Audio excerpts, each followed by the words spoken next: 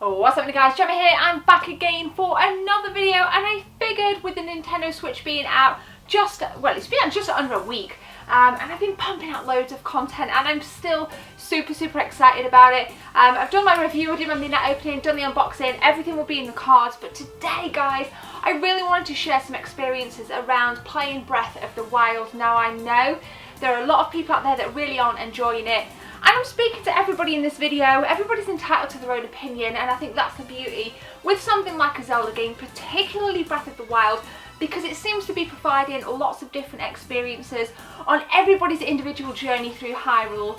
I am going to be talking as well guys, and I'm going to warn you, so as not to spoil it, we'll be talking about getting the Master Sword, and I'll be giving a little bit of information away, but I will warn you, I'll put links, I'll put this on screen when the spoiler is going to be, so if you don't want to watch it, I'll give you the warning, you can skip the video and then come back when link is missing. Now, straight off the bat then, you start off on the Great Plateau. Now if you've got the DLC, you will have 3 additional chests in the Great Plateau area. I didn't get it, so if you got the DLC and you've opened the chest, let me know in the comment section below what you get in the chest, or tweet at me if you don't want to spoil it in the comments. So, start off in the Great Plateau. Now I spent 6 hours just on the Great Plateau going through, you know, I just felt so badly like I wanted to take my time. What I really loved right from the get-go was that the Temple of Time was there. You could go, you could visit. It's so serene. It reminds me of an old Cambodian temple, like something like the Angkor Wat or the Tar Prom. Something like really kind of broken down, nature really kind of weaving its way through each brick, and it really did feel alive, although it was completely dead and unfunctional. There was so much life to it and so much vibrancy, so it was really nice to see the Temple of Time really early on in the game. And like I said, from there you're tasked with basically kind of trying to get the paraglider to get the hell off the Great Plateau, and in order to get the paraglider you have to complete 4 shrines, and basically essentially you need to collect your spirit orbs. Now in these initial 4 shrines you will get your runes for your Sheikah Slate, and each rune has a different ability. So you get the bombs. Now let's talk about bombs in Zelda. We know in Zelda games some Zelda games you have to get your bomb bag, you collect bombs like way into the game. That seems to be an item that you can collect. In this you get them pretty much straight away. You get so many items and so many abilities straight away, which I really liked that difference. Really loved it. Now bombs self-regenerate, so you've got square bombs that you can just place on the floor, or you've got the classic bombs that you can launch and will roll down any hill and completely react to physics, should there be a hill for it to roll down or whatever else. So I really liked that. There's some new features as well with kind of stasis, there's the magnesis, and there's loads of really cool stuff that you get from completing the early shrines. So you're on the Great Plateau, you've done your 4 shrines, you've got your 4 spirit orbs. Now you can kind of get a bit more around kind of what happens to Hyrule. You know, 100 years have passed, a lot of time has passed since you know, the kind of prequel to this. And obviously we know we're going to be fighting Ganon, Calamity Ganon, but oh god, I feel like so pumped just talking about it. You know, you can fight Ganon from pretty early on, but obviously it's not advised because you haven't, you know, got all your hearts and your power-ups and even the Master Sword to some extent. So you get your paraglider, you've got your runes, and really the adventure then starts. You really do kind of get out onto Hyrule, and you know, the world, the map feels massive. It feels so big, and I think Nintendo have done an absolutely amazing job of making this world seem absolutely monumental. Now, I can kind of like, you know, think about perspective. So you're kind of running up to an object, say if it's like a rock, you know, a rock formation, you kind of think, oh, I'll explore that, maybe there'll be some items on there I can collect. You run up to the rock, and the rock obviously with perspective just gets huger and huger, obviously. But you know, you don't kind of, for some reason, if I play something like Skyrim, I don't feel the same sense of perspective as what I feel when I play Hyrule Warriors. When I play Breath of the Wild, the perspective, you know, seems to be so monumental, and you actually feel really small. The game does a great job of making you feel really small, despite having all these items. You feel really small, but for me, that kind of amplifies the sense of adventure, because you don't want to feel small in the world. You want to feel big, you want to feel powerful, you want to feel kick ass. You want that Master Sword. So for me, it just fuels my sense of adventure.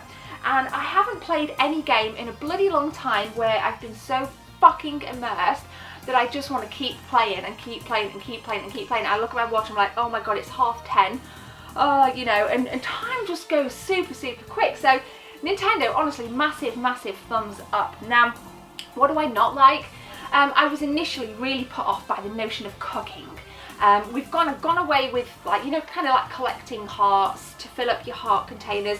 That has now gone, and you're cooking and you're utilising the items around the world to boost your health as you would do in real life. You know, you want to raise your energy levels, you go and you make yourself some food, and it's the same thing, you know, in Hyrule. And I actually was nervous about it, but actually it's not too bad. It is really, really good. I mean, admittedly, I don't know many recipes just yet, but that's absolutely fine because I just want to explore. And as much as I bought the guide, I'm keeping it sealed. It's the hardback collector's edition guide. I'm keeping it sealed because I don't want to use the guide. I just want to go at this in my own way and learn organically.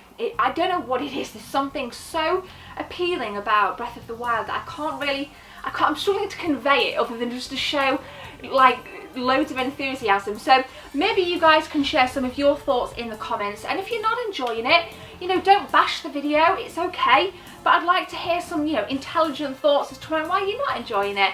But if you are, then the same applies. Just whack your comments below. I always love reading other people's experiences because for me, this is just going to be something that just continues and continues and continues. I'm going to get 150 hours out of this. I know I am, and I'm like so stoked about it. Now, with Breath of the Wild, I would highly recommend using the Pro Controller. Go and check I did a comparison video between the Joy-Con grip controller and the Pro Controller. So go and check that out. It feels really, really nice, really, really solid. And I'm just so happy. So I said in the introduction, we're going to put a link on the screen now. There's going to be a bit of a spoiler here with the Master Sword. You may already know it, so if you don't want to be spoiled, then maybe you just skip a couple of minutes. And if you skip and this is still here, you know I'm still talking about it. So I'm giving you a chance now to skip the video. The Master Sword, you can find it early on in the game. However, you try and approach a Master Sword, you cannot remove it at all.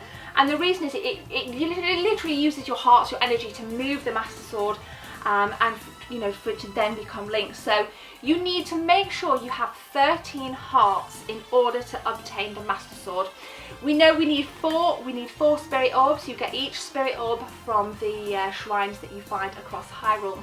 So make sure on your map, obviously, you can obtain the little kind of addition where you can have your shrine tracker. It will beep. You can turn it off because it does get quite annoying, but it will beep if you're wandering through Hyrule and you're near a shrine. You can go in there, get your spirit orb. I would highly recommend doing that.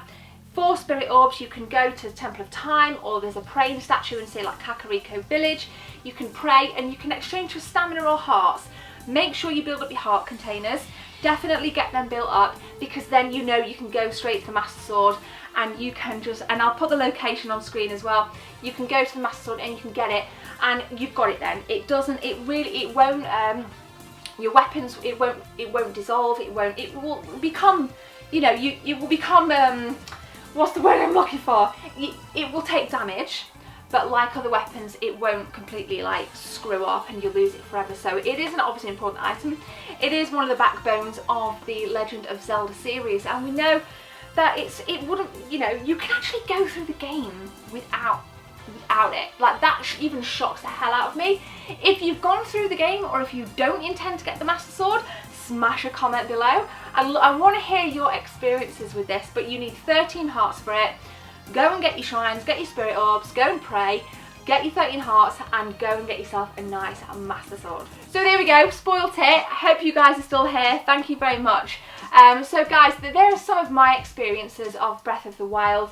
I'm not going to be able to play tonight because I'm going to be editing this video, but tomorrow I'm going to be streaming, so I'll probably get back into this on Friday evening, and definitely over the weekend. So for now, guys, I just want to say, if you enjoyed this video, please hit subscribe. Social media links are on the screen right now if you want to follow. Join me on Instagram for some daily fun, and Twitter and Facebook.